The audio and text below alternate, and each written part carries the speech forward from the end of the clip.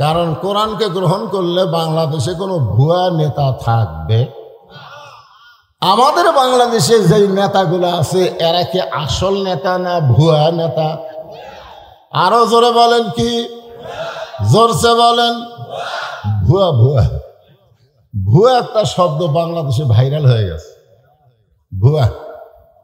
আমাদের বগুড়ার হিরো আলম যখন 21-এর বই মেলায় গেছিল, তখন ওই 21-এ বই মেলার ছেলেরা তাকে বলছে ভুয়া ভুয়া ভুয়া ভুয়া। কি বলছে? ভুয়া ভুয়া। আবার যখন মোস্তাক আহমদ তার একটা চিংড়ি বউকে নিয়ে গেল, মোস্তাক আহমদের নাম শুনেছেন? বুড়া, ওই বিয়ে করছে একটা চিংড়ি, 7.5 পাশের একটা মেয়েকে বিয়ে করছে। যদি মোস্তাক আহমদ তার বউকে বোরকার মধ্যে রাখতো তাহলে কিন্তু ভুয়া ভুয়া শব্দ শোনা লাগতো না। জরিগণ ঠিক কিনা? কারণ বোরকার মধ্যে যখন কোনো মেয়ে মানুষ থাকে ওই বুড়ি না ছড়ি বাইরে থেকে বোঝা যাবে। কিন্তু মোস্তাক আহমদ বউটাকে বোরকার মধ্যে না রেখে বেপরদা ভাবে যখন 21-এর বই মেলায় গেল, ওই বুড়োর সঙ্গে ওই ছুড়িরে মানুষ পছন্দ না করে ভুয়া ভুয়া ভুয়া ভুয়া শব্দ উচ্চারণ করলো। আর একটা নেতা আছে বাংলাদেশে, যেই নেতা বিসমিল্লাহ ঠিক মতো কবার পারে না। বিসমিল্লাহ কোতে কি কয়। ওই নেতা যখন বাংলাদেশের বই মেলায় গেল, তখন ওই নেতাকেও ভুয়া ভুয়া শব্দ বলে তাকে তাড়াইয়া দিল। এখন আমরা আজকে বলবো ভুয়া শব্দটা আল্লাহর কোরআন অনুযায়ী যেই নেতারা চলবে না, মানুষের তৈরি মতো যেই নেতারা চলে, এরা কি আসল নেতা না ভুয়া নেতা? ভুয়া নেতা। তো ভুয়া নেতা কতদিন চলবে? যতদিন মানুষ কোরআন শুনবে, কোরআনকে গ্রহণ করবে না। মানুষ যখন কোরআনকে গ্রহণ করবে তখন বাংলার জমিনে আর কোনো ভুয়া নেতা চলবে না। ধরে কোন কথা ঠিক কি না? কারণ আল্লাহ কোরআনে বলেছেন সামিনা ওয়া তাআনা। শুধু শুনলে হবে না, এইটাকে গ্রহণ করা লাগবে। আগে এখানে গান হতো, আমি শুনলাম যে এই ফিল্ডটাকে গান হতো, কনসার্ট হতো, কিন্তু ছেলেরা সেইটা বাদ দিয়ে এই তাফসিরুল কোরআন মাহফিল করেছে। এতে কি আপনারা খুশি না বেজার? তাহলে জবান খুলে আর একবার বলি আলহামদুলিল্লাহ। এখন যেই ছেলেরা আজকে কোরআনের মাহফিল করতেছে, ওই ছেলেদের 1 নম্বর শর্ত হলো শুধু কোরআনের মাহফিল করলে হবে না, আল্লাহর কোরআনকে বাস্তবে গ্রহণ করা লাগবে। আপনারা বলেন তো, এই কোরআনকে গ্রহণ করতে গেলে 1 নম্বর শর্ত কি? না, নামাজকে হবে। এই কোরআনকে গ্রহণ করতে গেলে, কোরআনকে ধরতে গেলে 1 নম্বর শর্ত হলো লা ইয়ামাসসুহু ইল্লাল মুতাহহারুন। তুমি ততক্ষণ পর্যন্ত কোরআন শরীফ স্পর্শ করতে পারবা না যতক্ষণ তুমি পবিত্র না হবা। তাহলে যেই কোরআনকে ধরতে পবিত্র হওয়া লাগে, সেই কোরআনকে মানুষ যখন গ্রহণ করবে, ওই মানুষটা তখন কেমন মানুষ হবে? আবু জেহেল কোরআনকে শুনেছে, গ্রহণ করে নাই, আর হযরত আবু বকর শুধু কোরআন শোনে নাই, কোরআনকে গ্রহণ করেছে। জোরে কোন কথা ঠিক কিনা? কাফেরদের মধ্যে 1 নম্বর হলো আবু জেহেল, আর মুসলমানের মধ্যে 1 নম্বর হলো আবু বকর। এখান থেকে প্রমাণ হয়ে গেল শুধু কোরআন শুনলে হবে না, বাস্তবে কোরআনকে গ্রহণ করা লাগবে। আমার সামনে যে হাজার হাজার আল্লাহর বান্দারা বসে আছেন, আপনারা বলেন আপনারা কি আবু জেহেল হবেন না আবু বকর হবেন? আবু বকর হবেন? তাহলে আবু বকর হবার গেলে কোরআনকে শুধু শুনলে হবে না, এই কোরআনকে বাস্তবে গ্রহণ করা লাগবে।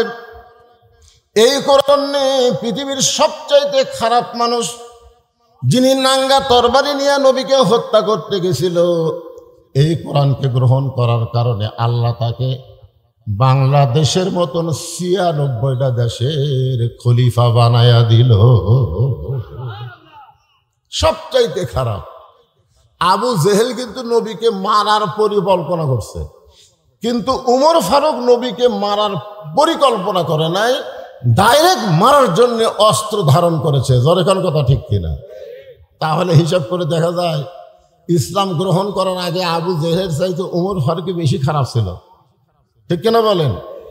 কিন্তু আবু জেহেল শুধু কোরআন শুনেছে বলে আবু জেহেলই থাকছে, কিন্তু উমর ফারুক নবীকে হত্যা করার পরিকল্পনা করার পরেও শুধু কোরআনকে গ্রহণ করার কারণে আল্লাহ তাকে অর্ধ পৃথিবীর খলিফা বানায়া দিছে। আল্লাহর কোরআনকে গ্রহণ করার পরে হযরত উমর যখন অর্ধ পৃথিবীর খলিফা, তখন উমর ফারুকের অহংকার কেমন। আজকে আমাদের উপজেলা চেয়ারম্যান, এমপি সাহেব, মন্ত্রী সাহেব, এদের যা মশাল ভাই, জোরেখান কথা ঠিক কিনা? সেই হিসাবে হযরত উমরের তো একটা অহংকার থাকার কথা যে বাংলাদেশের মতন ৯৬টা দেশের খলিফা আমি, আমার একটা মশাল নাই, আমি কি হনুরে। আল্লাহর কোরআনকে গ্রহণ করার কারণে হযরত উমরের চরিত্রটা এমন হলো যে জুমার দিনে তিনি খুতবা দিচ্ছেন হাজার হাজার সাহাবীদের সামনে। এমন সময় মাঝখান থেকে এক সাহাবী দাঁড়িয়ে বলতেছে, ইয়া আমির আল মুমিনিন, আপনার খুতবা আমরা শুনবো না। যে বলছে আপনার খুতবা শুনবো না, উমর ফারুক দ্বিতীয় কোনো কথা বলে নাই, চোখের পানি বের করে বলতেছে, ভাই আমার খুতবা না শোনার পিছনে কারণ কি? এখনকার কোন এমপি যদি মঞ্চে ভাষণ দিবার আসে, আর কোনো লোক যদি দাঁড়িয়ে বলে, এমপি সাহেব আপনার ভাষণ আমরা শুনবো না, কারণ ভোটের আগে আপনি যেইভাবে মানুষের কাছে আসেন, ভোটের পরে আর আপনার চোপা দেখা যায় না। এরকম কথা যদি কেউ কয়, আপনি বলেন তো এমপি কিছু বলার আগে এমপির চামচা ওকে সাইজ করবে, এখন ঠিক কিনা? আর উমর ফারুককে যখন বলতেছে আপনার খুতবা আমরা শুনবো না, উমর ফারুক চোখের পানি বের করে বললেন, আমার অপরাধ কি? বলে, আপনার অপরাধ হলো আমাদেরকে খাটো পাঞ্জাবি দিয়া আপনি লম্বা জুব্বা পরে খুতবা দিচ্ছেন। আমাদেরকে খাটো পাঞ্জাবি দিয়ে আপনি লম্বা জুব্বা পরে খুতবা দিবেন, যতক্ষণ লম্বা জুব্বার কাহিনী না বলবেন ততক্ষণ আমরা আপনার খুতবা শুনব না। বাংলাদেশের টাকা কি কানাডাত পাচার করছে নাকি? বাংলাদেশের টাকা কি কানাডাত গেছে? কানাডাত এখন বেগম পাড়া হচ্ছে, দরকার কি পাড়া? আমাদের বাংলাদেশের অনেক সম্পদ অনেক নেতারা বিদেশে পাঠায়া দিছে,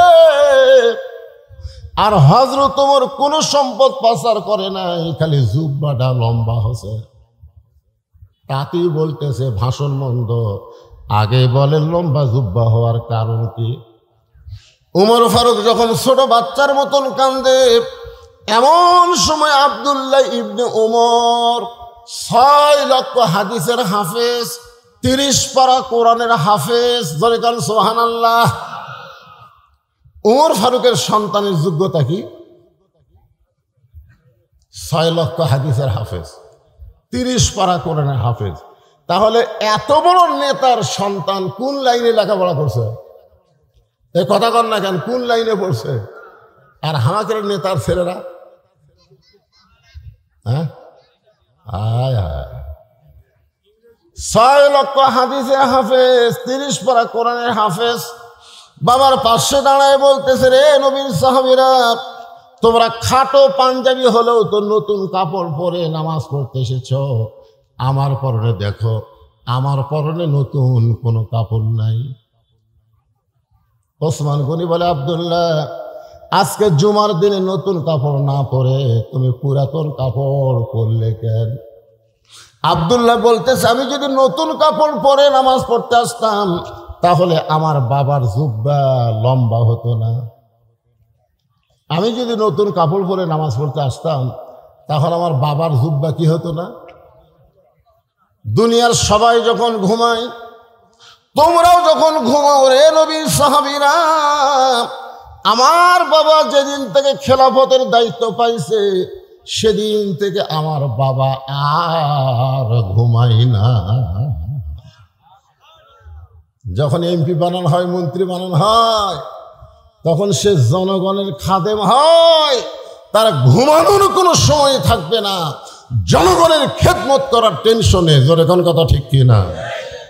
আমরা আল্লাহর প্রশংসা করব এই কারণেই বেশি বেশি যে আল্লাহ তাআলা জন্মগতভাবে আমাদেরকে মুসলমানের ঘরে কবুল করেছে। এই দুনিয়াতে যত ধর্ম আছে, পৃথিবীতে বহু ধর্ম আছে না নাই? আপনারা বলেন সব ধর্ম কি ঠিক? সব ধর্ম ঠিক? ধর্মের মালিককে? সে আল্লাহ যদি বলেন ওয়ামান ইয়াবতাগি গায়রাল ইসলাম দীনান ফালাই ইয়াকবালা মিনহু, ইসলাম ছাড়া অন্য কোনো ধর্মকে যদি গ্রহণ করে আল্লাহ বলেছেন সেইটা কবুল করা হবে না। আল্লাহর এই কথার দ্বারা প্রমাণ হলো একমাত্র ধর্মের নাম কি? আর ইসলাম ছাড়া যত ধর্ম আছে সব ধর্ম হলো ভুয়া। জোরে বলেন সব ধর্ম কি? আরো জোরে বলেন ভুয়া। ভুয়া। আসল ধর্ম কিন্তু একটাই। আর ভাগ্যগুণে আমরা সেই ধর্মের ভিতরেই মুসলমানের ঘরে জন্ম নিবার পারছি। খুশি না বেজার? আল্লাহ ইচ্ছা করলে আমাদেরকে হিন্দুর ঘরে পাঠাবার পারতেন, আল্লাহ ইচ্ছা করলে ইহুদি খ্রিস্টানদের ঘরে আমাদের পাঠাবার পারতেন, কিন্তু আল্লাহ সেই সকল ঘরে না পাঠায়া রুহের জগতে আমাদের রুহগুলো কেমন পছন্দ করলেন, যার কারণে মুসলমানের ঘরে আমাদেরকে কবুল করেছে। এখান থেকে প্রমাণ হলো দুনিয়াতে না, রুহের জগতেই আল্লাহ আমাদেরকে পছন্দ করেছে। যখন ঠিক কিনা? আর যার কারণে আমরা মুসলমানের ঘরে কবুল হয়েছি। আল্লাহর প্রশংসা করার কারণ হলো আল্লাহ শুধু মুসলমানের ঘরে আমাদেরকে কবুল করে নাই, আল্লাহ আমাদেরকে বিশ্ব নবীর উম্মাত হিসাবে কবুল করেছে। আপনারা বলেন তো, বিশ্ব নবীর উম্মত হবার পারলে তাদের লাভ কি? আল্লাহ রাসূল বলেছেন, তুমি যত পাপই করো, তুমি যদি সারা জীবন পাপ করো আর মরার সময় যদি ঈমান নিয়ে মরতে পারো, আমি রাসূল ওয়াদা করতেছি তোমাকে ওকালতি করে বারিশটারি করে আল্লাহর কাছে তোমার কাছে জেরা করে তোমাকে জান্নাতে পৌঁছায়াই দিব। এত বড় সুযোগ আল্লাহ আমাদেরকে দান করেছেন বিশ্ব নবীর উম্মত হওয়ার কারণে। খুশি না বেজার? তাহলে জবান খুলে আর একবার বলি আলহামদুলিল্লাহ। আল্লাহর প্রশংসা করার কারণ হলো আপনারা যে কোরআন থেকে তাফসীর শুনবেন, যেই কোরআন থেকে আপনারা আলোচনা শুনবেন, এই কোরআনকে আল্লাহ তাআলা আমাদের জন্য হেদায়েত স্বরূপ দান করেছে। হেদায়েত মানে কি? হেদায়েত মানে বোঝেন না? হেদায়েত মানে জীবন ব্যবস্থা। আপনারা বলেন এ কোরআনের মধ্যে সব কিছু আছে না নাই? এই জন্যই কোরআনের প্রথমেই আল্লাহ বললেন জালিকাল কিতাবু লা রাইবা ফীহি হুদাল্লিল। হুদাল্লিলের পরে কি হবে? সবাই কর না কেন? আয়াত তো কমন আয়াত। এই মুত্তাকিন বলার পিছনে ওয়াজ আছে, এই জন্য সবাই বলেন জালিকাল কিতাবু লা রাইবা ফীহি হুদাল্লিল মুত্তাকিন। আল্লাহ যদি বলতো হুদাল্লিন নাস, কিন্তু আল্লাহ হুদাল্লিন নাস না বলে মুত্তাকিন বলার পিছনে কারণ হলো আবু জেহেল কোরআন শুনেছে কিন্তু কোরআনকে গ্রহণ করেনি।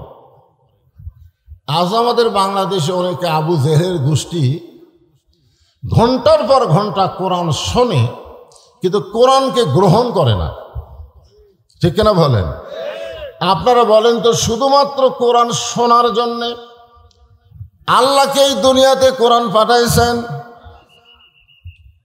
কোরআন শুধু শুনলে হবে না, কোরআনকে বাস্তব জীবনে গ্রহণ করা লাগবে। আবু জেহেল কোরআন শুনেছে। আপনারা তো আমার সামনে বসে কোরআন শুনতেছেন।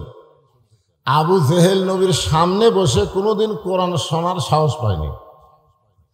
নবী যখন রাতের বেলা কোরআন পড়তেন, আবু জেহেল সুরের মতন চুপি চুপি ঘরের বাহির থেকে কোরআন শরীফ শুনতেন, আর সকালবেলা এসে কোরআনের পক্ষে রেজাল্ট দিতেন। এত সুন্দর কোরআনের বাণী, রাতটা কোন দিক দিয়ে গেল আমি বুঝবারই পারিনি। সুবহানাল্লাহ কন্যা কেন? আপনারা বলেন তো, আবু জেহেল কথা কি খারাপ কইছে? খারাপ কইছে? এত সুন্দর কোরআনের বাণী, রাতটা কোন দিক দিয়ে গেল আমি বুঝবারই পারিনি। আবু সুফিয়ান বলেন, নেতা যেই কোরআন শুনতে রাত কোন দিক দিয়ে গেল বোঝা যায় না, সেই কোরআনকে যদি আমরা গ্রহণ করি তাহলে অসুবিধা কোন জায়গায়? শুনতেই যদি এত ভালো লাগে, সে কোরআনকে ধরলে অসুবিধা কোন জায়গায়? কথাটার মধ্যে গুরুত্ব আছে না নাই? শুনতে রাত কোন দিক দিয়ে গেল বোঝা যায় না, সেই কোরআনকে গ্রহণ করলে আমাদের অসুবিধা কোন জায়গায়? আবু জেহেল বলে, আবু সুফিয়ান, কোরআনকে যদি গ্রহণ করি তাহলে তোর আমার নেতৃত্ব চলবে না, আসল নেতা হয়ে যাবে আব্দুল্লাহর এতিম পোলা। আব্দুল্লাহ বলতেছে, একদিন গভীর রাত্রে চেতন পাইয়া আমি দেখলাম আমার মা দরজার পাশে দাঁড়িয়ে আছে। আমি মাকে বললাম, মা আপনি দরজার পাশে দাঁড়িয়ে আছেন, আপনি কি ঘুমাবেন না? আমার মা বলে, আব্দুল্লাহ রে, তোর বাবা বাড়ি থেকে বের হয়ে গেছে। তোর বাবা বাড়ি থেকে বের হয়ে গেছে মানুষের দুঃখ কষ্ট দেখার জন্যে।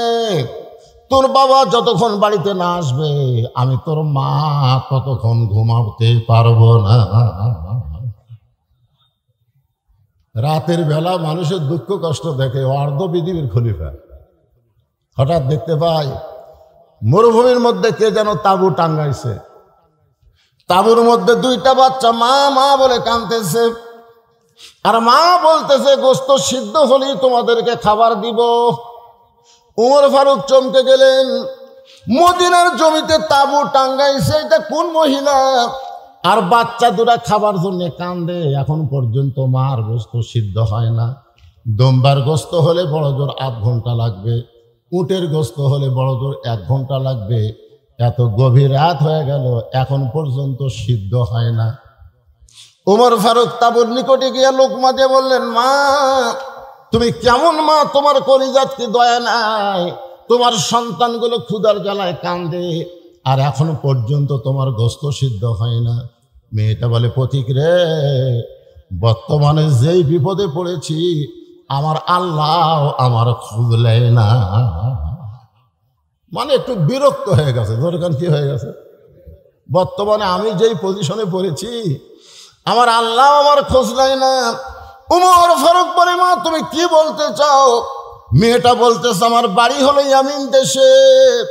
আমি গতকাল বিকালবেলা উমর ফারুকের দরবারে যাবার চাইছিলাম, কিন্তু এত মানুষের ভিড় আমি উমরের দরবারে যাবার পারি নাই। আমি মনে মনে সিদ্ধান্ত নিয়েছি আজকে রাত কোনো মতে কাটাইয়া দিয়া আগামীকাল সকালবেলায় উমরের দরবারে যাব। কিন্তু আমার 2টা সন্তানের পেটে এত খিদা লাগছে, ওরা খালি বারবার খাবার জন্য কান্দে। আমি ওদের সান্ত্বনা দেওয়ার জন্যে পাতিলের মধ্যে পানি আর পাথর দিয়ে নিচে আগুন লাগাইয়া বলতেছি, গোস্ত সিদ্ধ হলেই তোমাদের খাবার দেব। আমি মনে করেছিলাম এই গোস্ত সিদ্ধ হওয়ার কথা শুনে এক সময় আমার 2টা সন্তান ঘুমায় যাবে, কিন্তু এদের পেটে এত ক্ষুধা, ওরা ঘুমাবার পারতেছে না। আমার মনে হয় আজকে রাত আমার সন্তান 2টা ক্ষুধার জ্বালায় বাঁচবে না। সঙ্গে সঙ্গে হযরত ওমর বললেন, মা আর কষ্ট করো না, একটু ধৈর্য ধারণ করো। মাকে একটু ধৈর্য ধারণ করার কথা বলে অর্ধ পৃথিবীর খলিফা পাগলের মতন বাইতুল মালের দরজায় এসে ডাক দিলেন, আসলাম তাড়াতাড়ি খাবার 1 বস্তা আমার মাথায় উঠে দে। আসলাম বলতেছি, আমির আল মুমিনিন, আমি হলাম চাকর আর আপনি হলেন খলিফা, কোথায় বস্তা নিয়ে যাওয়া লাগবে আমারে বলেন, আমি মাথায় করে নিয়ে যাব। ওমর ফারুক বলে, আসলাম রে, একজনের পাপের বোঝা আর একজন কেউ মাথায় নেবে না। দে তাড়াতাড়ি বস্তা আমার মাথায় উঠাইয়া দে। আসলাম কি করবে? উমর ফারুকের মাথায় যখন খাবার বস্তা উঠাইয়া দেয়, উমর ফারুক এত জোরে দৌড় মারে, পিছন দিক থেকে আসলাম চিল্লায় বলে, আমির আল মুমিনিন, এত জোরে দৌড় মারলে আপনি পড়ে গিয়ে আপনার কষ্ট হবে। উমর কান্দের বলে, আসলাম রে, সময় মতো যদি জাগা মতো যাবার না পারি তাহলে জাহান্নামের আগুনকে আল্লাহ উমর পুড়াইয়া দিবে। এক দৌড়ে তাবুর কাছে গিয়ে বললেন, মা, বস্তার মধ্যে খাবার আছে, রুটি আর হালুয়া তৈরি করো। মা রুটি হালু তৈরি করে ওই উমর ফারুকের হাতে যখন দেয়, উমর ফারুক দুইটা সন্তানকে দুই উরাতের উপরে নিয়ে রুটি হালুয়া যখন মুখে দেয়, দুই বাচ্চা উমর ফারুকের চেহারা দিকে ফ্যাল ফ্যাল করে তাকায় থাকে। বাবা মারা গেছে, বাবার দরদ আমরা কোনোদিন পাই না। আমরা এতিম সন্তান, তোমার এত দরদ পাইছি গো, তুমি কে? তোমার পরিচয় কি? উমর ফারুক দুই হাত তুলে বলতেছে, আল্লাহ, এ অধমকে জাহান্নামের আগুন থেকে তুমি বাঁচাইয়া দাও। মা বলতেছে, কে গো পথি, জাহান্নামের আগুন থেকে বাঁচার জন্য তুমি কেন কাঁদতেছো? আমি জানি মানুষ ভালো, কিন্তু জীবনে ভালো মানুষকে আমি চোখে দেখি নাই। আজকে একজন ভালো মানুষকে দেখলাম। উমরকে যদি আল্লাহ মদিনার খলিফা না বানায়া তোমারে যদি মদিনার খলিফা দিত, তাহলে আল্লাহর মদিনা যেন দুনিয়ার জান্নাত হয়ে যেত। আব্দুল্লাহ বলে, সাহাবীরা রে, আমার বাবার লম্বা জুব্বা দেখে তোমরা লোকমা দিয়া খুতবা বন্ধ করেছো। আমার পরনে তাকায় দেখো, আমার পরনে লম্বা, আমার পরনে নতুন কোনো কাপড় নাই। আমি আব্দুল্লাহ যখন ঘুমাইয়াছিলাম, আমার বাবা চুপি চুপি আমার দরজায় গিয়ে ডাকতেছে, আব্দুল্লাহ, আব্দুল্লাহ, আব্দুল্লাহ। আমি আব্দুল্লাহ চমকে গিয়ে দরজা খুলে দেখলাম বাবার হাতে নতুন একটা কাপড়। আমি খুশি হয়ে বললাম, নেতার বেটা হয়ে লাভ আছে। নেতার বেটা হয়ে কি আছে? লাভ আছে। বাইতুল মাল থেকে একটা কাপড় আমাকে দেওয়া হয়েছে, আর গভীর রাত্রে আর একটা কাপড় আপনি আমাকে দিবার আইছেন। নেতার বেটা না? R15 চলায়, যখন কি 5 চলায়। নেতার বেটা হয়ে লাভ আছে। বাইতুল মাল থেকে আমার এক টুকরা কাপড় দিছে, আবার গভীর রাত্রে আমাকে আর একটা দিবার আইছেন। সঙ্গে সঙ্গে উমর ফারুক আল্লাহর কোরআন থেকে তেলাওয়াত করলেন, ইন্নাল্লাহা ইয়ামুরুকুম আন তুআদ্দুল আমানাতি ইলা আহলিহা ওয়া ইযা হাকামতুম বাইনান নাস আন তাহকুমু বিল আদল। সবাই আল্লাহু আকবার কর না কেন? বাংলাদেশে কিছু বড় বড় দল আছে, এরা আল্লাহু আকবার করার চায় না। ওদের মিছিলে বহু স্লোগান আছে, কেউ যদি ভুল করে আল্লাহু আকবার কয়, ঘাট ধরে বাইর করে দিবি। জোরে কোন ঠিক কিনা? এটা হামাকের দলত তো আল্লাহু আকবার নাই, তুই আল্লাহু আকবার কোথায় পেলি? তা আপনাদের কি সেই দলের মানুষকে ভাই? তা আল্লাহু আকবার কোথায়? কোরআনের তেলাওয়াত শুনলে আল্লাহ বলেছেন, যাদাতুহুম ঈমানান, আল্লাহ তার ঈমান বাড়ায় দেয়। আর ঈমান বাড়ানোর লক্ষণ হলো চুপ করে থাকা না, বাতিলের বিরুদ্ধে তাকবীর দেওয়া। জোরে বলেন কথা ঠিক কিনা? আপনি জানেন মুসলমানের সবচাইতে বড় শক্তি হলো তাকবীর। সবচাইতে বড় শক্তির নাম কি? তাকবীর। তাকবীর দিলে আল্লাহ খুশি হয়, শয়তান বাতাস ছাড়তে ছাড়তে পালায় যায়। এতগুলো মানুষ একটা গলা খাঁকারে দেখে, তাকবীর দেন তো দেখি। আল্লাহ যাই তাকবীর দিবে না, মরার আগে তার জবান বন্ধ হয়ে যায়। আল্লাহ লিল্লাহি তাকবীর। উমর ফারুক আব্দুল্লাহর সামনে যে আয়াতটা তেলাওয়াত করলেন, এই আয়াতের বাংলা অর্থ বোঝেন? বোঝেন নাই? আমি বোঝানোর জন্য বলতেছি, 6 বছর ধরে আম বাগানের চাষ করছে। কয় বছর? জ্যৈষ্ঠ মাসে দেখতে গেছে আম পাকছে কিনা। যা দেখে গাছের ডালে বসে ছোট্ট একটা বাচ্চা আম পাকতেছে আর ব্যাগের মধ্যে তুলতেছে। বাগানের মালিক রাগ করে কয়, আমি খাইনি, আমার পরিবারের কেউ খাই নাই, আর তুই আমার গাছে চলে আম পাড়তেছিস, তোর বাপকে গিয়ে বিচার দে মরে। ফিরে খালি মুসকি মুসকি হাসে। বাগানের মালিক বলে, হাসিস কেন রে? তোর বাপক যা বিচার দেবো। ছেলে বলতেছে আমার বাপক কোথায় খুঁজবার যাবেন, আমার বাবাও আর এক গাছে চড়ছে। বাগানের বাড়ি তাকায় দেখে ওর বাপ খালি আম পাড়ে আর বস্তা ভরায়, গাছের নিচে বসে কান্দের বলে আল্লাহ বিচার দিব কার কাছে, বেটাও চোর বাপও চোর। আজকে আমাদের বাংলাদেশের অবস্থা হয়েছে তাই, আলেমদের বিচার হয়, জালেমদের কোনো বিচার হয় না। ধরে কোন কথা ঠিক না? বিচারের নামে প্রহসন চলতেছে।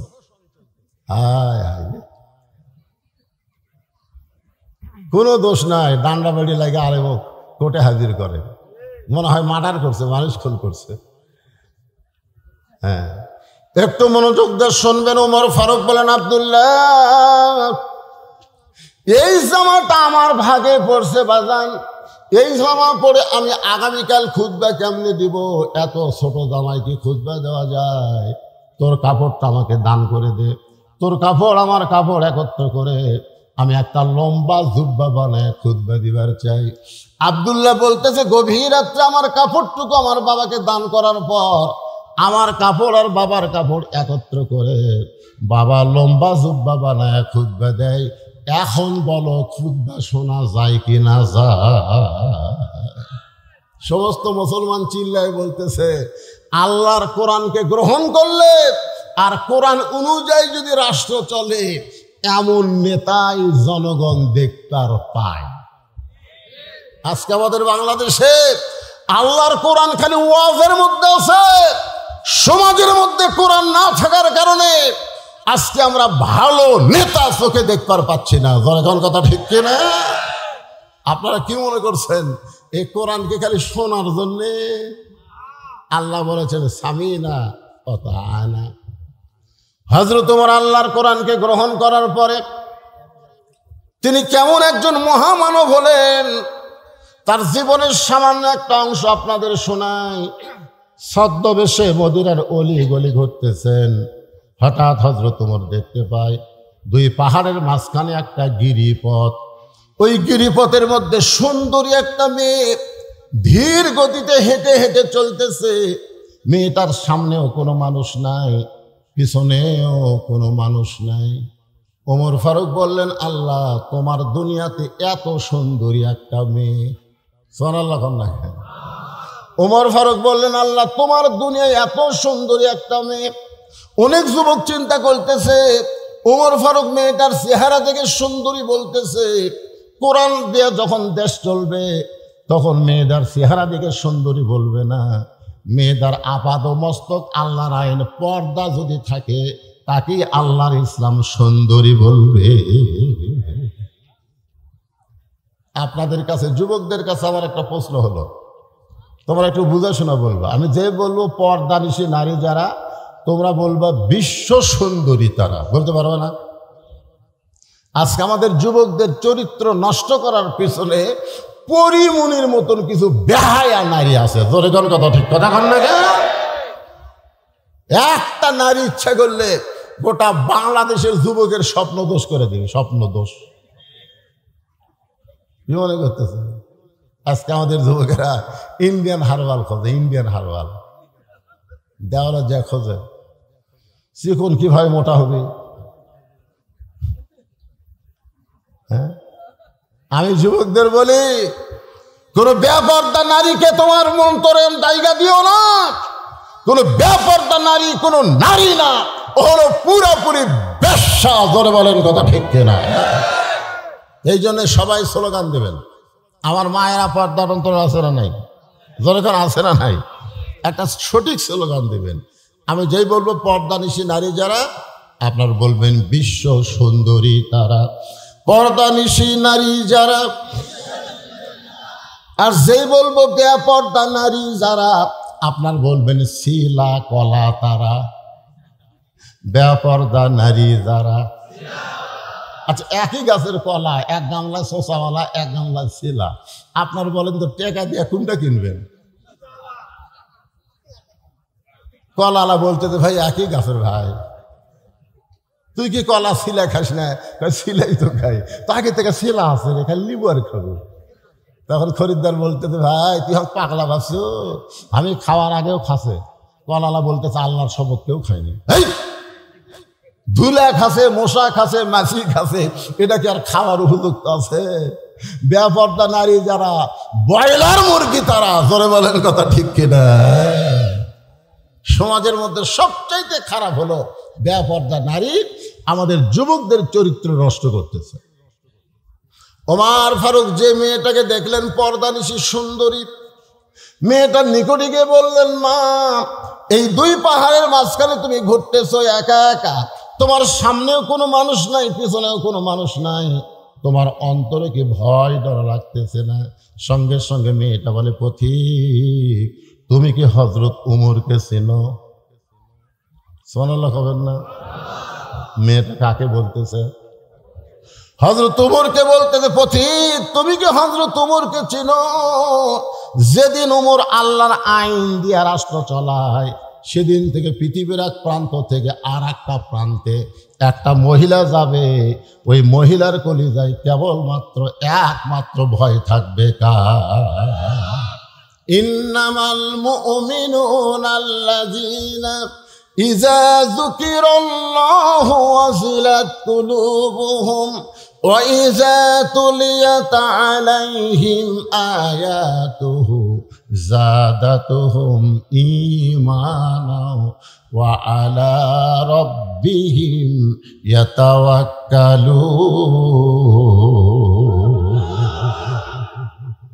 সেদিন ষোড়শী নির্জন পথে যাবে, কোনো জন কটু কথা কবে না। পথে আর প্রান্তরে সম্পদের মোহে পড়ে খুন আর হাসানি হবে না।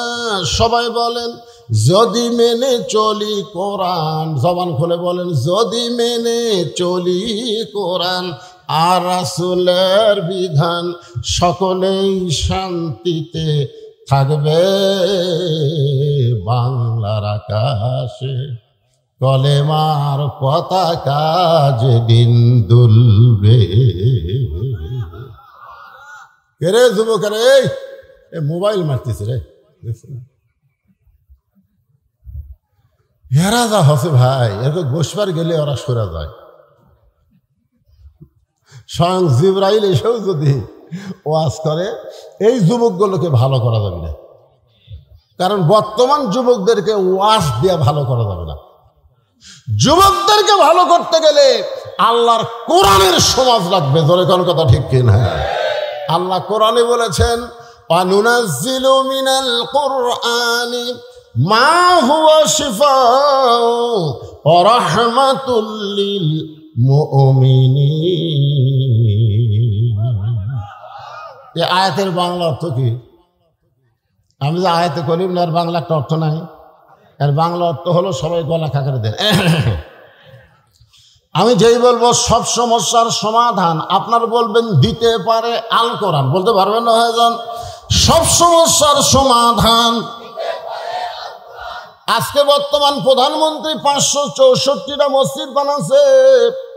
একজন নেতা আমাকে বলতে, হুজুর, গোটা বাংলাদেশের, গোটা পৃথিবীর কোনো প্রধানমন্ত্রী এত মসজিদ বানায়নি যেটা আমাদের বাংলাদেশের প্রধানমন্ত্রী বানাইছে। আপনি প্রধানমন্ত্রীর পক্ষে একটা কথাও বলেন না কেন? আমি তখন বললাম, প্রধানমন্ত্রী 564 মসজিদ কেন, 5 লক্ষ মসজিদ বানায়াও কোনো লাভ হবে না, যতক্ষণ পর্যন্ত নামাজ কায়েমের আইন তৈরি না করবে। জোরে কোন কথা ঠিক কিনা? আজকে যদি নামাজ কায়েমের আইন তৈরি হয়, ওই যুবকগুলা ঘুরঘুর করবে, ঘুরঘুর করবে, কারণ একমাত্র নামাজই পারে। ইন্নাস সালাতা তানহানিল ফাহশাই ওয়াল মুনকার, একমাত্র নামাজই পারে মানুষকে যাবতীয় খারাপি থেকে বাঁচায় দিতে। আমাদের যুবকেরা যদি 5 ওয়াক্ত নামাজ পড়ে, ও জীবনে আর্জেন্টিনার পতাকা টাঙ্গাবে না, ও জীবনে ব্রাজিলের পতাকা টাঙ্গাবে না, ও কোনোদিন দরজা জানলা বন্ধ করে খারাপ ভিডিও দেখবে না। আর ইমান বলবে, কেউ না দেখলো আমাকে আল্লাহ দেখতেছে। জোরে কোন কথা ঠিক? আজকে নামাজ কায়েমের আইন নাই, মসজিদ বানাতে হচ্ছে। সবাই খালি যায় আর দেখে মডেল মসজিদ রে, মসজিদ দেখার জন্যে। একটু মনোযোগ দিয়ে কথাগুলো শুনবেন। ওমর ফারুক বলতেছেন, মা, এই নির্জন পথে তুমি ধীর গতিতে চলতেছো, তোমার চলার সাইজ দেখে আমার মনে হয় তোমার মধ্যে কোনো দুঃখ কাজ করতেছে। মেয়েটা বলতেছে, পথিক, আমি আসলেই একজন দুঃখী নারী। 6 দিন হলে হযরত উমরকে আমি খুঁজতেছি। জোরে বলেন, কয়দিন? 6 দিন হলে হযরত উমরকে আমি খুঁজতেছি। উমর ফারুক বলে, মা তুমি কি পাগলি হইছো নাকি? উমর হলো অর্ধ পৃথিবীর খলিফা। উমরকে যদি খুঁজবার চাও তাহলে বঙ্গভবনে যাও, রাষ্ট্রীয় ভবনে যাও, গণভবনে যাও, সংসদ ভবনে যাও। এইগুলা ভবনে না যায় তুমি 2 পাহাড়ের মাঝখানে উমরকে খুঁজতেছ। উমর কি উর্দুম্বা নাকি? মেয়েটা বলে, পথিক রে, তুমি জানো না আল্লাহর কোরআন দিয়ে যখন রাষ্ট্র চলবে তখন নেতা খোঁজা লাগবে না, নেতারাই দুঃখী মানুষকে খুঁজে বেড়াবে। আপনার বলেন তো, এই কোরআন দিয়ে যখন বাংলাদেশ চলবে তখন নেতা খোঁজা লাগবে? নেতারাই দুঃখী মানুষকে খুঁজবে। আর আমাদের বাংলাদেশের নেতারা ভোটের আগে খোঁজে, ভোট গেলে আর খোঁজে না। জোরে কোন কথা ঠিক কিনা? আমার এক নেতা রাস্তা দিয়ে গাড়ি নিয়ে যাচ্ছে, যাওয়ার সময় দেখে ফকির আসতেছে, তো ড্রাইভারকে বলতেছে ব্রেক কর। তো ড্রাইভার বলে, স্যার কেউ তো নাই। আরে ব্রেক কর। যে গাড়ি ব্রেক করছে, নেতা গাড়ি থেকে নামে ফকির সালাম দিচ্ছে, আসসালামু আলাইকুম চাচা, কেমন আছেন? ফকির খালি চারিদিকে তাকায়। নেতা বলে, কি দেখেন? বলে, তুমি কাকে সালাম দিলা বাবা? বলে, আপনাকে দিলাম, আমি ভিক্ষা করে খাই। কয়, ভোটের আগে আপনিও তো আমিও তাই। আয় নেতার চরিত্র রে, ভোটের আগে ফকিরও তো আমিও তাই। আর ভোট পাওয়া যখন এমপি নেতা হয়ে যায় তখন আর নেতার নাগাল পাওয়া যায় না। ধরে কোন কথা ঠিক কিনা? মেয়েটা বলতেছে, পথিক, আমার ইমান বলতেছে 6 দিন হলে হযরত উমরকে আমি খুঁজতেছি, আর 1-8 দিনের মধ্যেই হযরত উমরকে আমি পেয়ে যাব। আপনার বলেন তো, মেয়েটা উমরকে পাইছে কি পাই নাই? উমর ফারুক চোখের পানি বের করে বলে, মা তুমি যে উমরকে খুঁজতেছো আমি হইলাম সেই উমর। সঙ্গে সঙ্গে মেয়েটা বলতেছে, তাহলে আপনি চোরের মতন একা একা কেন ঘুরতেছেন? আপনার কি কোনো চামচা নাই? আপনি বাংলাদেশের মতন কয়টা দেশ, কথা কনা কয়টা, 96টা দেশের রাষ্ট্রপতি, আর আপনি একা একা চোরের মধ্যে ঘুরতেছেন। আপনার র্যাব নাই, আপনার পুলিশ নাই, আপনার চামচা নাই। আজকে আমাদের নেতারা যখন ঘরে দেখবেন আগে পুলিশের গাড়ি, পিছনে পুলিশের গাড়ি। ধরে কোন কথা ঠিক কিনা? পুলিশ মনে হয় জনগণের না, পুলিশ হলো নেতার। তা আপনি অর্ধ পৃথিবীর খলিফা হইয়া একা একা ঘুরতেছেন, আপনার কি কোনো চামচা নাই? আপনার অন্তরে কি কোনো ভয় ডর নাই? আপনাকে কেউ যদি হত্যা করে, ওমর ফারুক বললেন, ওয়া আলা রাব্বিহিম ইয়াতাওয়াক্কালুন। আমার চামচা লাগবে না, আমার বডিগার্ড লাগবে না, আমার আল্লাহ আমার হেফাজত করবে। ওমর ফারুক বললেন, না এখন বলো তোমার দুঃখ কি? কি দুঃখে তুমি 6 দিন হলে আমাকে খুঁজতেছো? একটু মনোযোগ দাও, আপনাদের শোনা লাগবে। মেয়েটা বলতেছে, এই মুহূর্তে আমার জীবনের সবচাইতে বড় দুঃখ হলো 6 বছর বয়সে ঈমান গ্রহণ করেছি। শুধু ঈমান গ্রহণ করার অপরাধে 12 বছর আমাকে জেলখানায় বন্দি জীবন কাটাতে হয়েছে। আপনারা বলেন তো, মেয়েটার অপরাধ কি?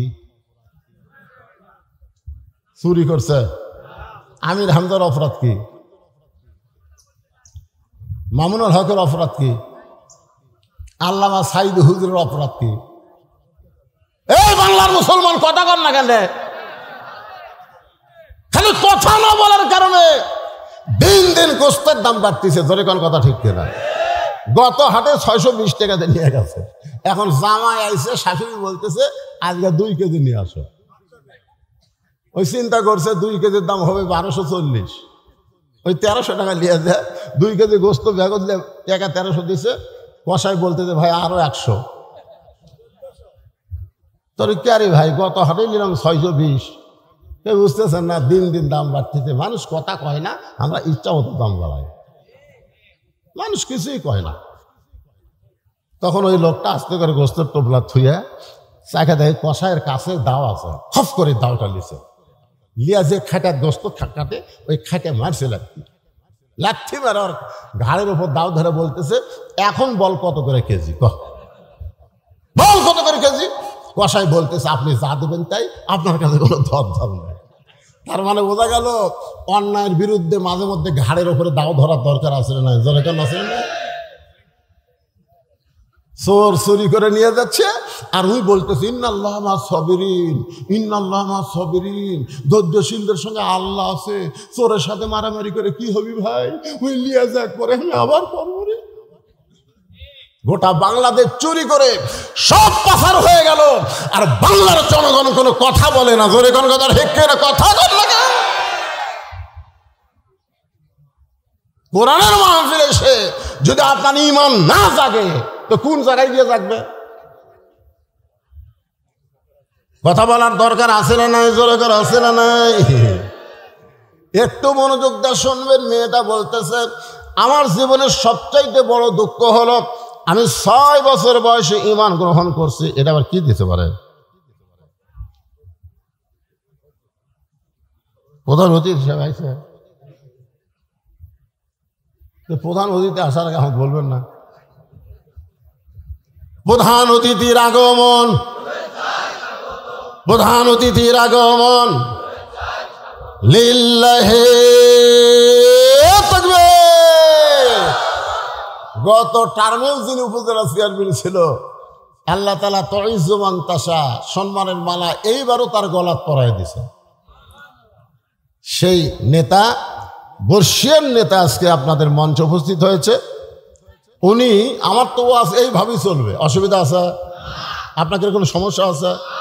তো এখন নেতা মানুষ তো আমার ওয়াজ চলবে তো অনেক রাত, কারণ আমি ঘড়ি ধরে ওয়াজ করি না, চলতেই থাকবি। জোরে ঘন্টা ঠিক না, তাই বলে মনে করেন না যে ফজর বন্ধ হবে।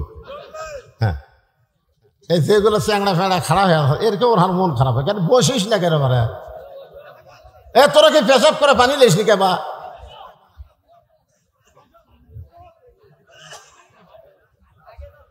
আমি ঘোষণা করতেছি, অনেক মাইক দেন। এই মুহূর্তে আপনাদের উপজেলার সম্মানিত চেয়ারম্যান, আজকের মাহফিলের সম্মানিত প্রধান অতিথি আপনাদের সামনে শুভেচ্ছা বক্তব্য দিবেন। আপনার ধৈর্য নিয়ে তার বক্তব্য শোনার পরে আমি যেখানে স্টপ করছি এখান থেকে আবার একটা না চলবে। সমস্যা আছে? এক ধরে উঠবেন না। এই যে 2-1 জন উঠছেন, না না না, কিসের 1 নম্বর? দেখা হয়েছে, কথা হয়েছে। জি আলহামদুলিল্লাহ। আসেন, আপনি উঠে সামনে বসেন। 1 বছরে কোনো বেদি আপনাকে ধরবে না। দেহ একটু লড়ান চড়ান। লা ইলাহা ইল্লাল্লাহ, লা ইলাহা ইল্লাল্লাহ, লা ইলাহা ইল্লাল্লাহ, লা ইলাহা ইল্লাল্লাহ, লা ইলাহা ইল্লাল্লাহ মুহাম্মাদুর রাসূলুল্লাহ। সকলে বলি সাল্লাল্লাহু আলাইহি ওয়াসাল্লাম। সম্মানিত উপজেলা চেয়ারম্যান সাহেব অত্যন্ত গুরুত্বপূর্ণ আলোচনা করেছেন যে সমাজের অবক্ষয়, সমাজের অবক্ষয়ের কথা বলেছেন। এখনকার ছেলেরা অনেকে মাদক আসক্ত হয়ে গেছেন। আমি বলতেছি, মেয়েরা, ছেলেরা মদ খাক, জিনা খাক, যা করে করুক, কিন্তু ওই ছেলেকে যদি নামাজি বানানো যায়, ধরে কারণ কি বানানো যায়? কথা আমার না, কথা আল্লাহ। আল্লাহ বলেছেন ইন্নাস সালাতা তানহানিল ফাহশাই ওয়াল মুনকার। একমাত্র নামাজই পারে মানুষকে যাবতীয় অশ্লীলতা, খারাপি থেকে বাঁচাই দিতে। বলেন সুবহানাল্লাহ। এই জন্যই তো রাসূল বলেছেন 7 বছর থেকে নামাজের তালিম দাও। কয় বছর থেকে? আর 10 বছর থেকে জোর করে নামাজ ধরাও। যদি আমাদের পরিবারের পক্ষ থেকে 7 বছর থেকে নামাজের তালিম দেওয়া হতো আর 10 বছর থেকে জোর করে যদি নামাজ ধরানো হতো, ওই ছেলে কোনোদিন মদ ধরতো না। ধরে কোনো কথা ঠিক কিনা? আর একটা কথা, চেয়ারম্যান সাহেব অত্যন্ত গুরুত্বপূর্ণ কথা বলেছেন। যে এখানে তো মানুষ হেদায়েত হবে না, কারণ বক্তারাও আসে বাণিজ্যিকভাবে, হ্যাঁ বাণিজ্যিক। আপনারা শোনেন সূরা ইয়াসিনে আল্লাহ পাক বলেছেন ওমা ইয়াত্তাবাউ মাল্লাস আলুকুম আজরাও ওহুম মুহতাদুন।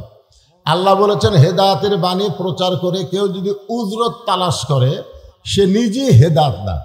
এই আয়াতের তাফসীর আপনারা পড়বেন। এখানে বলা হচ্ছে যে কোনো কেউ মুসলমান হয়ে হিন্দুদের কাছে, জোরে কোন কার কাছে, বিধর্মীদের কাছে কলেমার দাওয়াত দিয়া তার কাছ থেকে যদি কোনো উজরত তালাশ করে, যে ব্যক্তি কলেমার দাওয়াত দিল সে নিজেই হেদায়েত না। আপনারা বলেন আমি কি আপনাদেরকে কলেমার দাওয়াত দিবার আইছি? যখন কলেমার দাওয়াত দিবার আইছি, আপনাকে মসজিদের ইমাম সাহেব নামাজ পড়ায়, আপনারা বলেন তো সেখানে বাণিজ্যিক কারবার আছে না নাই? ইমামকে মাস গেলে বেতন দেওয়া দরকার আছে না নাই? কথা বল না কেন? আপনাদের মুয়াজ্জিন সাহেব যে আজান দেয়, ওই আজানের মধ্যে বাণিজ্যিক কারবার আছে না নাই? আজান দেওয়ার পরে মাস গেলে বেতন দেওয়া হয় কি হয় না? জোরে কোন হয় কি হয় না? আপনাদের মাদ্রাসায় যে সমস্ত হুজুররা কোরআন শরীফ পড়ায়, আপনারা বলেন তো এরা কি ফ্রি কোরআন পড়ায় না মাস গেলে হাদিয়া নেয়? তাহলে সব জায়গায় বাণিজ্যিক ব্যবস্থা থাকবে আর বক্তাদের ব্যাপারে থাকবে না, এইটা ঠিক না। বক্তারা তো কলেমার দাওয়াত দিচ্ছে না।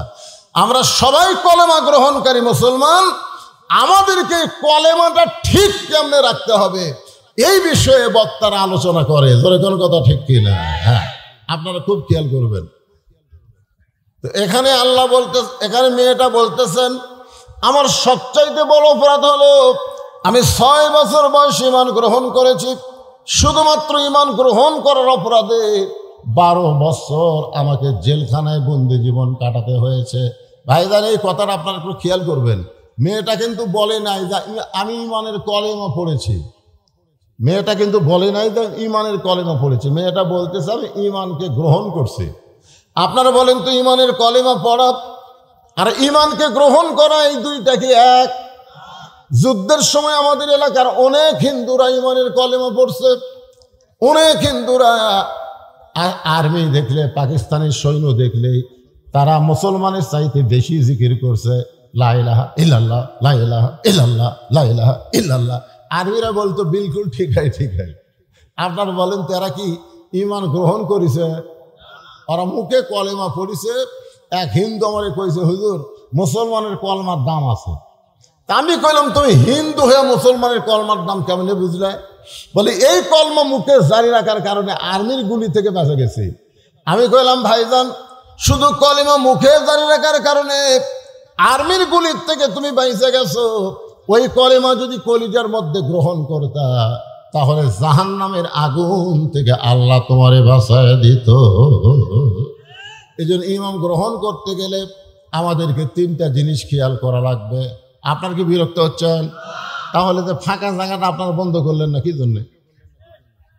এই আপনারা মনে করতেছেন যে কাজ কামের দিন আমি সারা রাত ওয়াজ করবো, একটা সময় হঠাৎ শেষ করে দেবো, আপনারা আফসোস করবেন কেন এত তাড়াতাড়ি শেষ হলো কেন?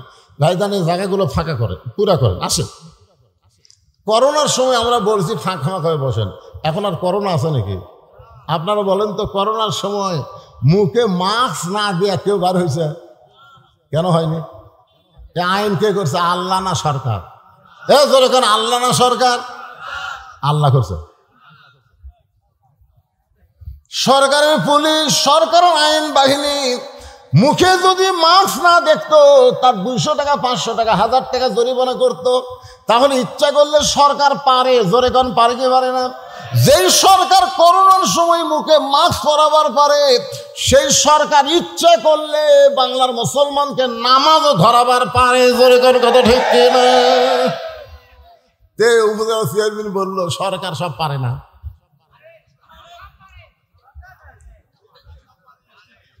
ইচ্ছা করলেই পারে, কিন্তু সরকার করবে কেন? সরকারের মধ্যেই তো নামাজ পড়ে না। জোরে কোন কথা কন না কেন?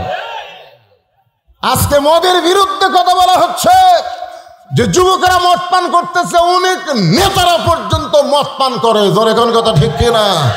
যে দেশের নেতারা মদ পান করে সেই দেশের যুবকদেরকে মদের বিরুদ্ধে কেমনি বলবো? মদের বিরুদ্ধে আইন আছে না নাই? কোরআনে আইন আছে না নাই? জোরে কোন? ওমর ফারুকের ছেলে মদ পান করছিল, 5 হাত বাড়ি দিয়ে কি করছে? নাই? কোরআনে আল্লাহর আইন আছে না নাই?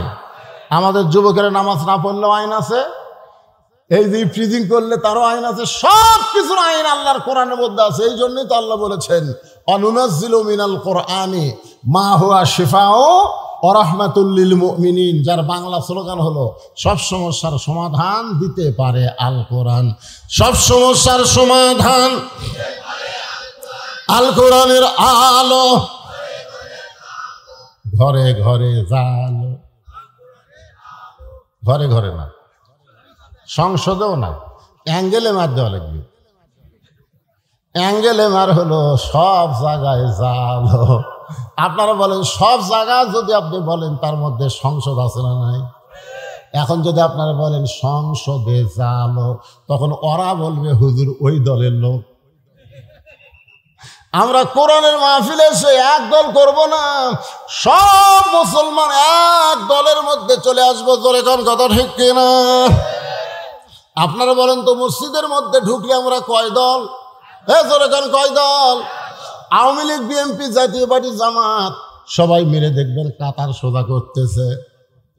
আওয়ামী লীগ সরকারি দল ক্ষমতাতে আছে, ওই কাতারের থেকে 4 আঙ্গুল সামনে গেছে। কয় আঙ্গুল? তখন জামাতে ইসলাম হাত ধরে টানতেছে, লাইন হতাম। এই যে কাতারের দাগ তোর চোখত পড়ে না? আওয়ামী লীগ বলতেছে আমি খেয়াল করিনি ভাই। ও কে হাত ধরা টানতেছে ওদিকে ওর খেয়াল নাই, ওর খেয়াল হলো কাতারের দিকে। তার মানে বোঝা গেল মসজিদের মধ্যে যখন ঢোকে তখন আওয়ামী লীগ, বিএনপি, জাতীয় পার্টি ঢোকে না, সবাই এক কাতার হয়। আল্লাহর কোরআনের মাহফিলে যখন আমরা বসে যাব তখন আওয়ামী লীগ, বিএনপি, জাতীয় পার্টি থাকবো না, আমরা সবাই আল্লাহর দল হয়ে যাব। ঠিক আছে? মেয়েটা বলতেছে আমির আল মুমিনিন, সকালবেলা 3টা করে চাবুক, বিকালবেলা 3টা করে চাবুক, আমার এমন কোনো জায়গা নাই যে জায়গায় চাবুকের আঘাত লাগে নাই। আপনি যখন রোম পারস্য দখল করলেন তখন আপনি ঘোষণা করে দিলেন মুসলমান কোনো রাষ্ট্র যখন দখল করবে ওই রাষ্ট্র তখন আল্লাহর আইনে চলবে, আর আল্লাহর আইনে যখন কোনো রাষ্ট্র চলবে ওই রাষ্ট্রের মধ্যে জেলখানার কোনো দরকার হবে। আপনারা বলেন তো আল্লাহর আইন এটা কি? আল্লাহর আইন কি দেরি করে না ডাইরেক্ট? যেরকম দেরি করে না ডাইরেক্ট? Direct action. আপনি যখন রোম পারস্য দখল করলেন, আমি রোমের একটা জেলখানার মধ্যে বন্দী ছিলাম, আপনি জেলখানার দরজা উন্মুক্ত করে দিলেন। আমি জেলখানার দরজা খোলা পাইয়া, কারণ আমার দাদা খ্রিস্টান, আমার বাবা খ্রিস্টান, আমার 14 গোষ্ঠী খ্রিস্টান, আমি এখন কি করব? এই 2 পাহাড়ের মাঝখানে 6 দিন হলে ঘুরতেছি। আপনার যদি দেখা যায় আপনার কাছে এই দুঃখী মেয়েটা একটু আশ্রয় চায়। ওমর ফারুক চোখের পানি বের করে বললেন মা আমি তোমাকে আশ্রয় দিবার পারবো না, কারণ ইসলাম কোনোদিন কাউকে আশ্রয় দেয় না, বরং ইসলাম মানুষকে অধিকার দিয়ে দেয়। আপনারা বলেন তো ইসলামে নারীদের অধিকার আছে না নাই? আজকে অনেক মেয়েরা বলে ইসলামে আমাদের কোনো অধিকার নেই। এই যে একজন তাসলিমা নাসরিন একটা বই লেখছে নির্বাচিত কলম, ওই নির্বাচিত কলমের মধ্যে লেখছে আর রেজালু কাওয়ামুনা আলান নেসা, যে পুরুষরা নারীদের উপরে থাকবে। এই আয়াতটার ব্যাখ্যা করে তাসলিমা নাসরিন নাস্তিক বলেছে এইখানে আল্লাহ তাআলা পুরুষের চাইতে নারীদের দাম কমায় দিছে, কারণ পুরুষেরা থাকবে উপরে, নারীরা থাকবে নিচে। আপনারা বলেন তো এই আয়াতটা আল্লাহ কোন প্রেক্ষাপটে নাযিল করছে? নারী যদি মা হয় তাহলে নারীর দাম বাবার চাইতে অনেক বেশি। জোরে কোন কথা ঠিক কিনা? নারী যদি মেয়ে হয় তাহলে ছেলের চাইতে মেয়ের দাম কম না বেশি? কিন্তু নারী যদি বউ হয় ওই জায়গাতে একটু আল্লাহ বলছে স্বামী একটু উপরে থাকবে, বউ একটু নিচে থাকবে। আপনারা কি বইয়ের উপরে থাকেন না নিচে যান? পদ্মার চরে জেলা জ্বালেন একটা অস্থায়ী ঘর বানাচ্ছে, টাটার ঘর। জেলা মাছ ধরবে, ইলিশ মাছ, হঠাৎ একদিন উঠছে ধরে, এত জোরে ঘর উঠছে বুঝলেন, খালি ধুলাবালি দিয়া 1-1 ঘন্টা হয় ঘর থামে না। স্বামী জেলা বলতেছে বউরে আমার তো পেশাব লাগছে, আমি কি করি? বউ বলতেছে দরজা খোলা যাবে না, কারণ বাইরের বালি এসে ঘর মাখা যাবে। স্বামী বলতেছে তাহলে ঘরের মধ্যে পেশাব করি। বউ কই এত বড় মানুষ ঘরে পেশাব করলে দুর্গন্ধ হবে। স্বামী বলে তাহলে করি কি রে? বউ বলতেছে একটা কাম করেন, আপনি আমার কান্দর চড়েন, কান্দর চড়ে ওপরে তালায় একটা শুটুং করেন, আপনার যন্ত্র মোতাবেক শুটুং করে ওই শুটুং দিয়ে যন্ত্র বার করে পেশাব করেন। স্বামী পেশাব করার 1 ঘন্টা পর আর ঘর থামে না। বউ বলে আমারও তো পেশাব লাগছে। স্বামী বলতে শুটুং তো করা আছে, তুমি আমার কান্দে চলো, শুটুং দিয়ে পেশাব করো। এবার বউ স্বামীর কান্দে চড়ে পেশাব করে, পেশাব শুটুং দিয়ে বাইরে না যায়, স্বামীর বুক ভিজে যায়। স্বামী চিল্লায় বলে বউ রে পেশাব করিস কোন জায়গা, তারপরে কোন জায়গায়? বউ চিল্লায় বলে মরার স্বামী জানো না সব জায়গায় সমান অধিকার চলে না। আপনারা বলেন তো মেয়েদের অধিকার ইসলামে আছে না নাই? আছে না নাই? ওমর ফারুক বললেন মা এখন তোমার বয়স কত? মেয়েটা বলতেছে 6 বছর বয়সে ঈমান গ্রহণ করেছি আর 12 বছর জেলখানায় বন্দি জীবন কাটাইছি, এই মুহূর্তে আমার বয়স হলো 18 বছর। ওমর ফারুক বললেন মা 18 বছরের একজন মেয়ের জন্যে ইসলামের 1 নম্বর অধিকার হলো ভালো একটা ছেলের সাথে বিয়া বসা। কি ছেলে? আপনারা কি আমার কথা বুঝতে পারতেছেন না? কি ছেলে? ভালো ছেলে। বিয়াতে বিমান নেয়, মহারণা নগদ, জোরে কন। বিয়াতে বিমান নেয় না, মহারণা নগদ দেয়, এরা হলো ভালো ছেলে। আপনাদের ধামুরহাটের খবর কি?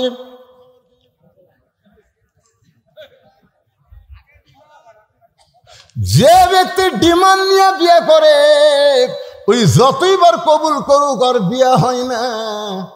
এই ডিমান্ড নিয়ে বিয়া করার কারণে স্বামী স্ত্রী মিলন হওয়ার পরে যে মালগুলা বাড়ায় ওই মালগুলা কোরআনের মাহফিলে বসে। আপনারা আজকে সর্বাত্মক স্বীকার করবেন ডিমান্ড নেওয়া জায়েজ না হারাম? মহরণা দেওয়া ফরজ না সুন্নত? মহরণা দেওয়া ফরজ, সেই মহরণা দেয় না। আর যেই ডিমান্ড নেওয়া হারাম সেই ডিমান্ড নেয়। এরা কোনোদিন ভালো ছেলে হতে পারে না। ওমর ফারুক বললেন মা তুমি একটা ভালো ছেলের খবর কোথায় পাইবা? কারণ তোমার তো কোনো অভিভাবক নাই। আমি একটা ভালো ছেলের খবর দিচ্ছি, দেখো তো ছেলেটা তোমার পছন্দ হয় না।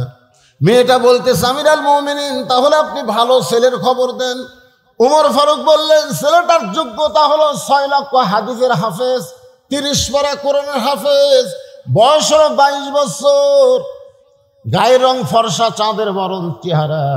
ছেলেটার নাম হলো আব্দুল্লাহ আর বাবার নাম হলো হযরত মারে ও মা আমি তোমাকে আমার বৌমা বানায়া, বেটার বৌমা বানায়া আমার বাড়িতেই তোমাকে অধিকার দিবার চাই।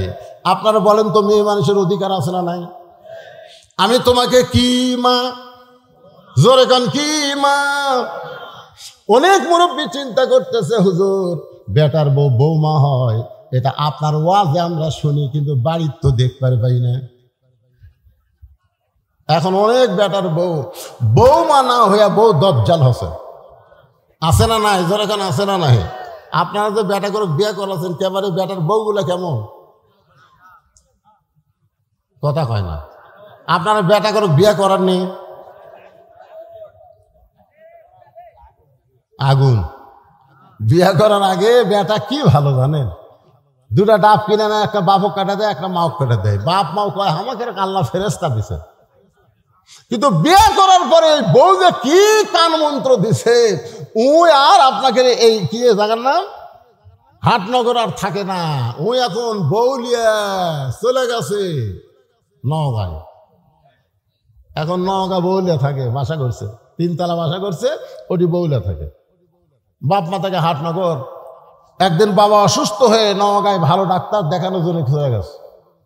ভালো ডাক্তারের একটা লম্বা সিরিয়াল দেখতে দেখতে রাত 9টা বাজছে। রাত কয়টা? এখন চিন্তা করে 9টার সময় হাটনগর কেমনে যাই। মন বলতেছে কে তোর বেটার বাসা নাই। ওই তখন ওই মনের তাগিদে বেটার বাসাত গেছে। বেটার নাম হলো আব্দুল্লাহ। কি সুন্দর নাম, আব্দুল্লাহ। আব্দুল্লাহ বাসা টেকচুম করছে, কে রে? আমাকে সবাই স্যার করে ডাকে, সাহেব করে ডাকে, আমার নাম ধরে ডাকলে এই মরদ কে রে? আপনারা বলেন তো, সন্তান যত বড়ই সাহেব হোক, নাম ধরে ডাকার মরদকে? আব্দুল্লাহ দরজা খুলে তাকায় দেখে বাবা এতিমের মতন দাঁড়ায় আছে। আব্দুল্লাহ বলে, বাবা রাত 9টার সময়, কারণ খবর কি? বাপ বলতেছে, আমার মন কখনো চাইনি তোর বাসা আসা, কিন্তু ডাক্তারের কারণে বাধ্য হয়ে আমাকে আসতে হলো। আব্দুল্লাহ হাত ধরে বলতেছে, বাবা এত রাগ কেন করছেন বাবা? বাবা মনে মনে কয়, রাগ তো তোর উপর করিনি, তুই যে মালটা বিয়ে করছো। রেস্ট রুমে এখন বাপকে বসায় দিয়ে আব্দুল্লাহ আস্তে আস্তে বউয়ের কাছে গেছে। বউ যে ঘরে ঘুমায় আসলে চাদর দিয়ে, ওই ঘরের মধ্যে যে আব্দুল্লাহ ফিস ফিস করে বলতেছে, লক্ষ্মীটি, সোনার ময়না, বাবা আইছে। কি হচ্ছে? তোমার বাবা যখন আব্দুল্লাহ আব্দুল্লাহ করে ডাকলো, আমি কি ঠসা? আব্দুল্লাহ জোরহাত করে বলতেছে, বাবা কোনোদিনও আসে না রে, আজকে বিপদে আছে, আর তুমি এইরকম করে ভাষা। বাবার সামনে একটু খাবার দাও। বউ বলতেছে, আমার মাজা বেদনা করে, পিঠ শিরশির করে, পারলে তুমি দাও। আব্দুল্লাহর বাপ কি আর কম? চিল্লাই বলতেছে, কে রে আব্দুল্লাহ, তুই কি মনে করছিস আমি খাবার জন্য যাচ্ছি? যাওয়ার জায়গা পাইনি দেখে তোর বাড়ি যাচ্ছি, থাকার একটু জায়গা দে, খাওয়া লাগবে না। আব্দুল্লাহ রাত 9টার সময় বাবা না খাইয়া ঘুমায় গেছে। রাতটা যখন 11টা বাজে, তখন আব্দুল্লাহ শালা, আপনারা আব্দুল্লাহর শালা বলতে কি বুঝতেছেন? বইয়ের ভাই। 11টার সময় এসে ডাকতেছে, শেফালি আপা। আব্দুল্লাহর বইয়ের নাম হলো শেফালি। শেফালি আপা। সঙ্গে সঙ্গে শেফালি কম্বল ফালা দিয়া মারছে লাভ। আব্দুল্লাহ তাকায় দেখে কম্বল আছে, বউ নাই। বউটা দৌড়ে গিয়া গেট খোলা, বলে ভাইজান এত রাত্রে কোত্থেকে? বলে ক্যারাম বোর্ড খেলতে খেলতে রাত হয়ে গেছে, আপা আমি একটু ঘুমাবার চাই। বলে কিসের ঘুম? আগে খাওয়া। তুই না খাইয়া ঘুমাইলে আমার চোখে ঘুম ধরবে না। এই বলে ভাত গরম, গোস্ত গরম, মাছ গরম, সব গরম করে ভাইয়ের সামনে দিয়া বলতে, খা ভাই, খা ভাই, তুই না খাইলে আমার কলিজার শান্তি নাই। আব্দুল্লাহ মনে মনে চিন্তা করে, 9টার সময় আমার বাবা আইছে, তখন তোর মাজা বেদনা করে, পিঠ শিরশির করে, আর 11টার সময় খাবাই খাবাই, খবর কি? বার হয়ে দেখে 5 তরকারি গরম ভাত, শালার মাথায় বইয়ের হাত। কয় তরকারি? 5 তরকারি গরম ভাত, শালার মাথায় বইয়ের হাত। খালি বারবার বলতেছে, আর এক টুকরা খা ভাই, তুই না খাইলে আমার কলিজার শান্তি নাই। আব্দুল্লাহ চুপি চুপি বাবা যেই ঘরে ঘুমাই, ওই বাবার ঘরের জানলার কাছে 0 বাল্বের আলোতে তাকায় দেখে বাবার শুকনা মুখটা দেখতে পায়। আব্দুল্লাহর চোখটা পানি পড়তেছে। যেই বাবা নিজে না খাই আমাকে লেখাপড়া করাইছে, যেই বাবা মাটির বিছনার থেকে আমাকে খাট বানায় দিছে, আজকে আমার সেই দরদের বাপ না খাইয়া আছে, আর সালাদ সামনে 5 তরকারি গরম ভাত, আমার কি কিছুই করণীয় নেই। সঙ্গে সঙ্গে আল্লাহর কোরআন বলতেছে, আল্লাযী খালাকাল মাউতা ওয়াল হায়াতা লিয়াবলুয়াকুম আইয়ুকুম আহসানু আমালান ওয়া হুয়াল আজিজুল গফুর। আল্লাহু আকবার। আব্দুল্লাহ রে, তোর মৃত্যুর হায়াতকে আমি আল্লাহ সৃষ্টি করেছি পরীক্ষা করার জন্যে। সুন্দর আমল করতে হবে। আল্লাহ কোরআনে বলেছে, ওয়াকাযা রাব্বুকা আল্লা তা'বুদু ইল্লা ইয়্যাহু ওয়া বিল ওয়ালিদাইনি ইহসানান। আল্লাহর পরেই হলো বাপ মা। তোর সেই বাপ না খেয়ে ঘুম পাড়তেছে, তোর শালার সামনে 5 তরকারি গরম ভাত, তোর কি করার কিছুই নাই? আল্লাহর কোরআন ঈমান জাগায় দিয়েছে। জোরে কান সুবহানাল্লাহ। গোটা বিশ্বের মানুষকে ঈমানকে জাগাইতে পারে সেই কিতাবের নাম কি? আব্দুল্লাহ চিন্তা করে, ভাই কোরআন যত ঈমান জায়গা দেখি রে, বর্তমানে নারী নির্যাতনের কেস আছে, মরদ নির্যাতনের কোনো কেস নেই। আমি কি করি? বিবেক বলতেছে করার কিছুই নাই। তোর বাড়ি খুঁজা দেখে আটা বলা, উটি বলা একটা বেলান আছে, দেখ দেখ, করার কিছু নাই পাগলা। ওই খুঁজা দেখে উঠিয়ে বলা একটা বেলার আছে, ওই বেলার হাতে নিয়ে চিন্তা করতেছে কি করব। বিবেক সবচাইতে বড় আদালত। বিবেক বলতেছে তোর বউ তো তোর শালাক ভাত খিলাচ্ছে, কোনো দিকে খেয়াল নাই। কারণ মেয়ে মানুষেরা যখন তার বাপের আত্মীয় আসে তখন আর অন্য কোনো দিকে খেয়াল থাকে না, একটাই খেয়াল, খালি তারা বাপের আত্মীয়। জোরে কোন কথা ঠিক কিনা? এখন যে হারে খিলাচ্ছে ওর তো কোনো খেয়াল নাই। তুই বিড়ালের মতন চুপি চুপি যায় ওর পিছনে দেখা উঁচু হয়ে আছে, ওই উঁচা জায়গা বিসমিল্লাহ কয়ে একটা বাড়ি মারবো, একটা হজের সব। দুটা বাড়ি মারবো, দুটা হজের সব। এখন তুই কয়টা হজের সব নিব সেটা তোরই ব্যাপার, কিন্তু খবরদার নিচেও জান মারিস না, উপরেও জান মারিস না। কারণ নিচে মারলে কেস খাবো, উপরে মারলেও কেস খাবো, কারণ দেখাবার পারবি। আর মিডল পয়েন্টে মারলে লুসবি ঠিকই, কিন্তু কাউকে দেখাবার পারবি না। ধরে কোন কথা ঠিক কিনা? কারণ ওই জায়গায় কাপড় খুলে কাউকে দেখাবি। বিলাই যেমন ইন্দুর ধরে, আব্দুল্লাহ চুপি চুপি বইয়ের পিছনে এসে বেলান নিয়ে উঠি বলা বেলান নিয়ে দাঁড়ায় আছে। আর বউ খালি ভাইকে বলতেছে আর এক টুকরা খা। ভাই বলতে জোড়া কাপা, আর আমি পারবো না। বোন বলতেছে ভাই রে তাহলে আর এক টুকরা মুরগি নে। না আমি আর বাড়তে দিল। আব্দুল্লাহ কয় আমার বাপ না খেয়ে আছে, তোর পিঠ ব্যাপ না, তুই শিশির ঘরে কম্বল ছাড়লি না, তোর ভাই খাবার চাই না তারপরেও খাবার দেশ। এই রাগ করে মারছে বাড়ি, এত জোরে বাড়ি মারছে, ফুটবল লাত্তি মারলে যেমন শব্দ হয় ওই জায়গা বাড়ি মারলে শব্দ হবি, কিন্তু খুব জোরে লাগবি না। মাঝে মাঝে প্র্যাকটিস করে দেখবেন, বইয়ের ওই জায়গায় বাড়ি মারবেন, শব্দ হবি কিন্তু খুব জোরে লাগবি। কাকু বলবারও পারবি, আমার এই পাতার উপর মারছে কাকু বলবার পারবে, খালি লুসবি ঠিকই। যে বাড়ি মারছে বউ দৌড়, শালাও দৌড়। শালা চিল্লায় বলে দুলো ভাই এত রাত্রে আমার বোনকে মারলেন কেন? আব্দুল্লাহ চোখের পানি বের করে বলে তোর বোন আমার কে হয়? তোর বোন আমার কে হয়? তোর বোনকে আমি এত ভালোবাসি, হাটনগর বাপ মাকে বাদ দিয়ে আমি নগা শহরে শুধু তোর বোনের জন্য একটা বাসা বানাইছি। কারণ বউকে ভালোবাসার কথা ইসলামে আছে না নাই? এজরে কারণ ভালোবাসার কথা ইসলামে আছে না নাই? আল্লাহ নবী ঘরের মধ্যে বসে আছে, এমন সময় উম্মাহাতুল মা আয়েশা রাদিয়াল্লাহু তাআলা আনহা, আমাদের উম্মা, আমাদের মা ঘরের মধ্যে ঢুকছে। নবী বসে আছেন, মা আয়েশা ঘরের মধ্যে ঢুকছে, সঙ্গে সঙ্গে নবী দাঁড়িয়ে গেলেন। মা আয়েশার সম্মানে নবী দাঁড়ালেন না, নবী দাঁড়ায় দরজা বন্ধ করে দিলেন, জানলা বন্ধ করে দিলেন। আয়েশা বলে ইয়া রাসূলুল্লাহ, আমি ঘরে আসার সাথে সাথে আপনি দরজা বন্ধ করলেন, জানলা বন্ধ করলেন, আমার দেহ থরথর করে কাঁপতেছে। রাসূল বলে কি কারণে তোমার দেহ কাঁপে? বলে আপনার জুতার পরশে আল্লাহর আরশ ধন্য হয়ে গেছে। হুজুর যদি কোনো বেয়াদবি হয় এই কারণেই আমার দেহ কাঁপতেছে। রাসূল বলে আয়েশা, একজন নবীর জুতার পরশে আল্লাহর আরশ ধন্য হয়েছে, একজন নবীর জুতার পরশে। আয়েশা বলে হুজুর আপনি তো সেই নবী। রাসূল বলে যতক্ষণ দরজা খোলা ছিল ততক্ষণ আমি নবী ছিলাম, কিন্তু যেই দরজা বন্ধ হয়েছে আমি আর নবী নয়, আমি হলাম স্বামী, আর তুমি আমার বিবি। বউকে আদর করার কথা ইসলাম আছে না নাই?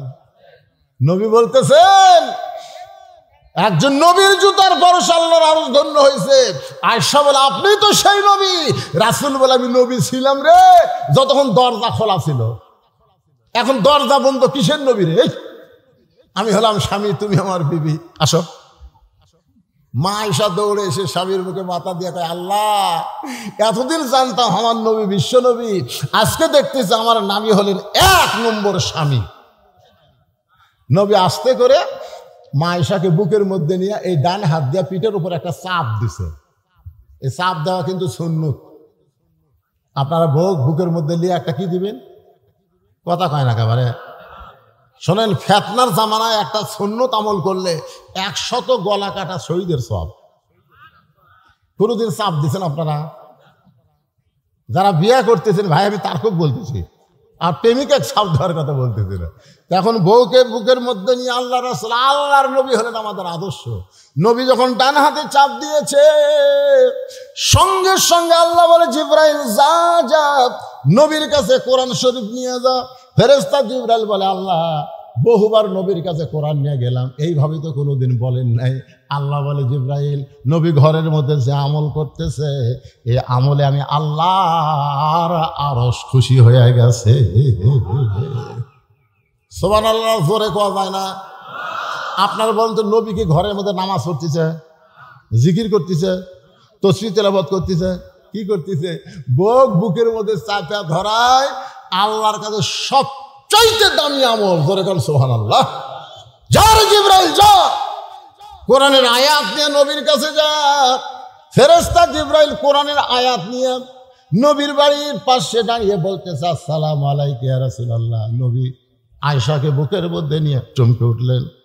আয়েশা বলে হুজুর আপনি চমকালেন কেন? বলে ফেরেশতা জিবরাইল আমাকে সালাম দিল। আয়েশা বলতেছে এই সময় ফেরেশতা আসার টাইম হলো, কারণ বউ যখন স্বামীর বুকের মধ্যে থাকে মনে হয় বউটা জান্নাতের মধ্যে আছে। জোরে কোন কথা ঠিক না? আল্লাহ রাসূল বলে আয়েশা জিবরাইল নিজের ইচ্ছায় কোনোদিন আসে না, জিবরাইল আল্লাহর হুকুমে আসে। দেখি জিবরাইল কি জন্য আইছে। নবী বললেন জিবরাইল কারণ কি? জিবরাইল বলে হুজুর ঘরের মধ্যে কি করতেছেন আমি জানি না, তবে আল্লাহ পাক আমাকে জানাইছে যে আমল করতেছেন আল্লাহর আরশ খুশি হয়ে গেছে। আল্লাহ কোরআনের আয়াত নাজিল করেছে, হুন্না পড়েন, হুন্না লিবাসুল লাকুম ওয়া আনতুম লিবাসুল লাহুন্না। তোর বোন আমার বউ হয় রে, সে আদরের বউকে আমি কেন মারলাম? আয় শালা বলতেছে আমাকেও মারবেন নাকি? বলে তোকে মারবো না, তোকে একটু দেখাবার চাই, আয়। এবার শালার হাত ধরে বাবা যেই ঘরে ঘুমায় ওই ঘরের জানলার কাছে নিয়ে গিয়ে বলতেছে দেখো ভিতরে কে? শালা বলতেছে আপনার বাবা।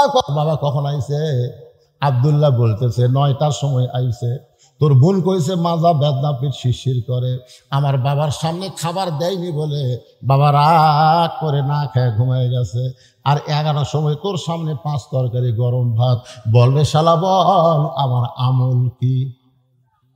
শালা বলতে দুলা ভাই আর একটা মারেন, আর একটা মারেন। এই মানুষের জাত না, এই বাপের আত্মীয় পছন্দ করে, স্বামীর আত্মীয় 2 চোখকে দেখবার পারে না। ধর এখন কথা ঠিক না? আপনাদের ঘরে এমন বউ আছে না নাই? ওর বাপের বাড়ি একটা ফকির আসলে করে আমার মায়েরা যারা পর্দার অন্তর আছেন মা মনে কষ্ট নিয়েন না। যে স্বামীর পায়ের তলে আপনার জান্নাত হওয়ার কথা ছিল কিন্তু পায়ের তলে জান্নাত না হয়ে রাসূল বলেছেন আল্লাহর পরে কাউকে যদি সেজদা দেওয়ার হুকুম থাকতো তাহলে প্রত্যেকটা নারীকে বলা হতো তোমার স্বামীর পায়ে সেজদা করো। ফাতেমা বলতেছে বাবা এই যে স্বামীর পায়ে সেজদা করা এই আমলটাই কি মেয়েদের সবচাইতে বড় আমল? আল্লাহ রাসূল বলে ফাতেমা নারীদের সবচাইতে বড় আমল হলো পর্দা। ধরে বলেন নাম কি? তুমি মনে করো না তোমার বাবা বিশ্ব নবী বলে আল্লাহ তোমাকে জান্নাত দিবে, এইটা কখনোই তুমি মনে করো না। ফাতেমা বলে বাবা আমি মাঝে মধ্যে মনে করি আমার বাবা বিশ্ব নবী বলে আল্লাহ সেই খাতিরে হয়তো আমাকে জান্নাত দিবে। রাসূল বলে ফাতেমা রে জান্নাতে যদি যাওয়ার চাও তাহলে জান্নাতের আমল করে তোমাকে জান্নাতে যেতে হবে। ফাতেমা বলে বাবা জান্নাতের আমল কি? রাসূল বললেন মেয়েদের সব আমলের মধ্যে 1 নম্বর আমল হলো পর্দা। ধরে ধরে 1 নম্বর আমল কি? আমার মায়েরা যারা পর্দার অন্তরালে একটু মনোযোগ দিয়ে শোনেন। গভীর রাত্রে হযরত আলীকে বুকের মধ্যে নিয়ে ফাতেমা ছোট বাচ্চার মতন কাঁদতেছে। আলী বলে ফাতেমা কান্দার কারণ? বলে ওগো স্বামী আল্লাহ পাক আমার দোয়া কবুল করেছে, আজকে রাতের বেলায় আমার মৃত্যু হবে। যেই বলেছে রাতের বেলা মৃত্যু হবে গাছের গোড়া কাটলে গাছটা যেমন পড়ে যায় হযরত আলী তেমনি পড়ে গেলেন ঘরের মাজায়। মা ফাতেমা মুচকি মুচকি হেসে স্বামীর কপালে একটা চুমা দিয়ে বলে স্বামী গো আমি এতদিন ধরে জানতাম আপনি হলেন পৃথিবীর সবচাইতে বড় আলেম, আমি এতদিন ধরে জানতাম আপনি পৃথিবীর সবচাইতে বড় বীর। মরার খবর শুনে আপনি কেন কাঁদতেছেন? কারণ দুনিয়াতে মানুষ এসেছে থাকার জন্য না, মানুষ এসেছে যাওয়ার জন্যে। আপনারা বলেন তো দুইজন চা স্টলে গল্প করতেছে, অমুকের ফাঁসি হলো রে, অমুকের ফাঁসি হবি।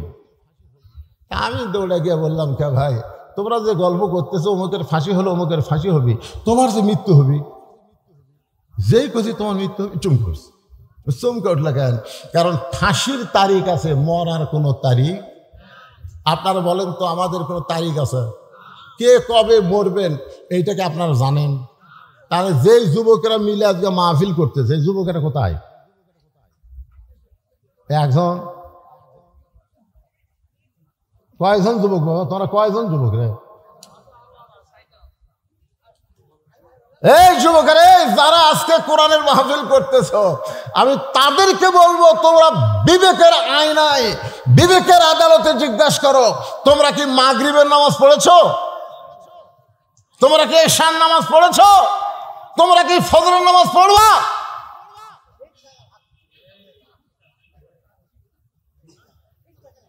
না ঠিক জায়গা থাক না। সারা জীবন ঘুষের চাকরি করছে, বুঝলেন? সারা জীবন কিসের চাকরি? যখন ঘুষের চাকরি শেষ হয়ে গেছে তখনই কান দিচ্ছে, আল্লাহ আল্লাহ আমি তওবা করলাম, আল্লাহ আর ঘুষ খাবো না, আল্লাহ আর ঘুষ। আল্লাহ কয় ফেরেশতা কয় কান সারা তল মারতো, শালা কি কয়? যতদিন ঘুষের চাকরি আছিল তখনই তওবা করেনি, এখন চাকরি শেষ আর ঘুষ খাওয়ার পারবি না, তখনই তওবা করতেছে। বুড়া বয়সে আল্লাহর কাছে কান দিচ্ছে, আল্লাহ আমি আর চুরি করবো না, আল্লাহ আমি যৌবন বয়সে যা করছি করছি, আল্লাহ বুড়া বয়সে আর চুরি করবো না। আল্লাহ কয় তুই চুরি করার ক্ষমতা আছে কি? এই জন্য যেই যুবকেরা কোরআনের মাহফিল করতেছে, শুধু কোরআনের মাহফিল করলে হবে না, এই যুবকদেরকে যৌবন বয়সে কোরআনের পক্ষের কর্মী হওয়া লাগবে। জোরে কোন কথা ঠিক কিনা? শুধু কোরআনের কর্মী হলে হবে না, 5 ওয়াক্ত নামাজ জামাতে আদায় করা লাগবে। জোরে কোন কথা ঠিক কিনা? যারা মাহফিলে একটা টাকাও আদায় করে না, আদায় করো তোমরা? কোনো টাকা আদায় করে না, এরা নিজেরাই টাকা দিয়া এত সুন্দর আয়োজন করে। আর সেই যুবকদের জন্য আমাদের প্রাণ খুলে দোয়া করার দরকার আছে না নাই? জোরে কোন আছে না নাই? গান বাজনা হচ্ছে না, কনসার্ট হচ্ছে না, কোরআনের মাহফিল হচ্ছে। এই মাহফিলকে আল্লাহ যেন কবুল করে। আমি সব সাইটে ওয়াজ করেছি, সব সাইটে, কিন্তু ভাইজান আমার ঘড়ি আমাকে বারবার বলে দিচ্ছে কাজ কামের দিন। মানুষ সারাদিন কাজ কাম করছে। আল্লাহ রাসূল বলেছেন 2 ওয়াক্ত নামাজ কেন লম্বা করা হলো? শোনেন, 2 ওয়াক্ত নামাজ লম্বা করা কেন হলো? 3 ওয়াক্ত নামাজ হলো তাড়াতাড়ি, আসর মাগরিব এশা তাড়াতাড়ি না? এ কথা কন, তাড়াতাড়ি না? আসর পড়ার পরে কি, মাগরিব পড়ার পরে কি, এশা। দেখেন এই 3 ওয়াক্ত মিলা কয় ঘন্টা? কিন্তু এশা থেকে ফজর, ফজর থেকে জোহর, এই 2 ওয়াক্ত লম্বা কেন? উমর ফারুক বললেন, ইয়া রাসূলুল্লাহ 5 ওয়াক্ত নামাজের মধ্যে এই 2 ওয়াক্ত নামাজের সময় লম্বা কেন? আল্লাহ রাসূল বললেন, ফজর থেকে জোহর আল্লাহ লম্বা সময় দেওয়ার কারণ হলো এই লম্বা সময়ের মধ্যে মানুষ ব্যবসা বাণিজ্য করবে, খেতে খামারে কাজ কাম করবে, চাকরি বাকরি করবে। এগুলা করতে গিয়া তার দেহের যে ক্ষয় হবে, ক্ষতি হবে। এশা থেকে ফজর আল্লাহ লম্বা সময় দেওয়ার কারণ হলো ওই সময়ের মধ্যে ঘুম পাড়বে, ওই ঘুমে আল্লাহ সব ক্ষয় পুরা করে দিবে। এই জন্যে আপনারা নিয়ত করবেন যে দিনের বেলায় মাহফিল করা, জোহর থেকে আসর। আর এই রাতের বেলা মাহফিল করলে আল্লামা সাইদি হুজুরের মতন করা লাগবে 8টা থেকে 10টা পর্যন্ত। জোরে কোন কথা ঠিক কিনা? আমি এখানে অনেক আগে আইছি, এশার নামাজের অনেক আগে। নিয়ত করছিলাম যে 9টার দিকে তেজত দিবে, আপনাকে সময় মতো মোনাজাত করে আপনার বাড়িতে ঘুমও পারবেন। পরের দিন আমার ধান কাটা শুরু আছে, শুরু হয়নি, ধান কাটা শুরু হয়নি। কঠিন কাজ, এই জন্যই তো মানুষজন খুব কম। অনেক লোক দেখতেছে সারা রাত অসম্ভব গেলে আমাদের কাজ কাম হবে না, মাঝে মাঝে ফাঁকে ফাঁকে 2-1 উঠে গেছে। তা আমাদের মন টার্গেট হলো এই ছেলেদের জন্য আমরা দোয়া করব প্রত্যেক বছর আল্লাহ যেন এমন করে একটা কোরআনের বাগান লাগাতে পারে। সকলে বলে আল্লাহুম্মা আমিন। সকলে ইস্তেগফার পড়েন, আস্তাগফিরুল্লাহ রব্বি মিন কুল্লি জামবি ওয়া আতুবু ইলাইহি লা হাওলা ওয়ালা কুওয়াতা ইল্লা বিল্লাহিল আলিয়্যিল আযীম।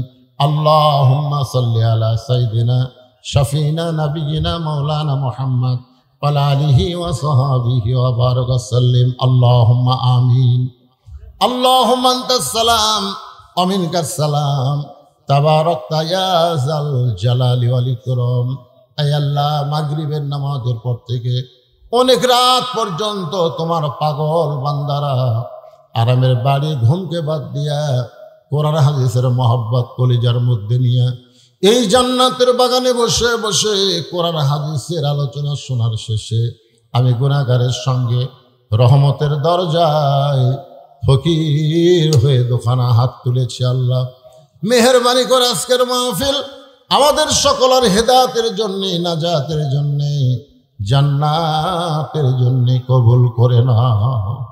এই মাহফিলের শুরু থেকে শেষ পর্যন্ত যত আলোচনা হয়েছে এর মধ্যে যদি ত্রুটি হয়, ভুল হয়, মাফ করে দাও। এর হাদিয়া মঞ্জুর করো। সোনার মদিনায় নবী পাকের রওজা মুবারকে আল্লাহ তুমি কবুল করে নাও। তামাম আম্বিয়ায়ে কেরাম, আসহাবে কেরাম, তাবিঈন কেরাম, তাবা তাবিঈন কেরাম, তামাম পৃথিবীর মাটির নিচে যত মুমিন মুমিনাত আছে আল্লাহ সকলের আরওয়াহ আর হাদিয়া কবুল করো। আল্লাহ আমরা যারা হাত তুলেছি আমাদের জনম দুঃখনি মা যাদের কবরে চলে গেছে, ছোট্ট একটা শব্দ হলো মা, এই নামের মধ্যে যে কি মধু, যাদের মা নাই তারাই বুঝতেছে। এই দরদের মা যাদের কবরে গেছে আল্লাহ মেহেরবানি করে মায়ের কবরকে জান্নাতের টুকরা বানায় দাও। আমাদের দাদা দাদি নানা নানি আত্মীয় স্বজন কবরে চলে গেছে, আমাদের দরদের বাপ যাদের কবরের ঘরে চলে গেছে আল্লাহ মেহেরবানি করে কবরকে জান্নাতের টুকরা বানিয়ে দাও।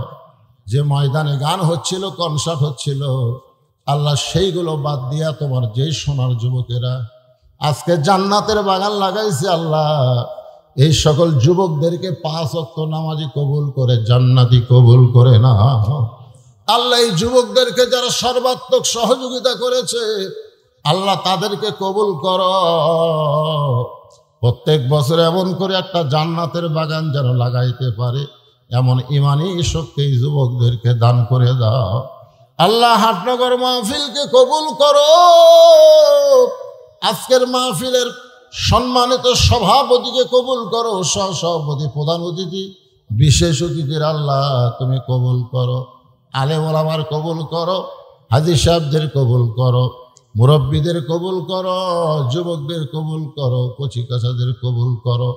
পর্দার অন্তরালের মা বোনেরা আবিদা সালেহা পর্দানি কবুল করে মা ফাতেমার চরিত্র দান করে দাও। ফিলিস্তিনের মুসলমানকে আল্লাহ তুমি হেফাজত করো। তোমার ঘরের জন্য যারা জীবন দিছে শহীদের মর্যাদা দান করে দাও। আহত যারা অবস্থা আছে আল্লাহ সুস্থ করে দাও। আবার বাংলাদেশের প্রতি রহমত বরকতের বৃষ্টি বর্জন করে দাও, বর্ষণ করো আল্লাহ। আল্লাহ আসমানের বেলা আসমানে নাও, জমিনের বেলা জমিনে ডাবায় দাও। মাঠে ময়দানে যে ফসলগুলো আছে আল্লাহ সেই ফসলগুলো বরকতের সাথে তোমার বান্দা বান্দির ঘরে আসার তৌফিক দিয়ে দাও। আল্লাহ অসুস্থ অনেকে দোয়া চেয়েছে, কে কোন নিয়তে হাত তুলে আমিন আমিন করতেছে আল্লাহ সকলের নেক নিয়ত নিকাশা কবুল করো। আল্লাহ যুব শক্তিকে কবুল করো। এই মাহফিল কমিটির সভাপতি, মাহফিল কমিটির সেক্রেটারি, কেশিয়ার, মাহফিল কমিটির সদস্য আল্লাহ সকলকেই তুমি জান্নাতি কবুল করে নাও। আল্লাহ কত মানুষের জানাজার নামাজ আমরা পড়েছি, এই 2 হাত দিয়ে কত কবরে আমরা মাটি দিয়েছি। একদিন আমরা সবাই মরে যাব। যেদিন আমাদের মৃত্যু হবে দিনটা যেন জুমার দিন হয়, মাসটা যেন রমজান মাস হয়। ইমানের সাথে ইজ্জতের সাথে এই দুনিয়া থেকে বিদায় নেওয়ার কালে আমাদের জবানে জারি করে দিও লা ইলাহা ইল্লাল্লাহু মুহাম্মাদুর রাসূলুল্লাহ সাল্লাল্লাহু আলাইহি ওয়াসাল্লাম। আসসালামু আলাইকুম ওয়া রাহমাতুল্লাহি ওয়া বারাকাতুহু।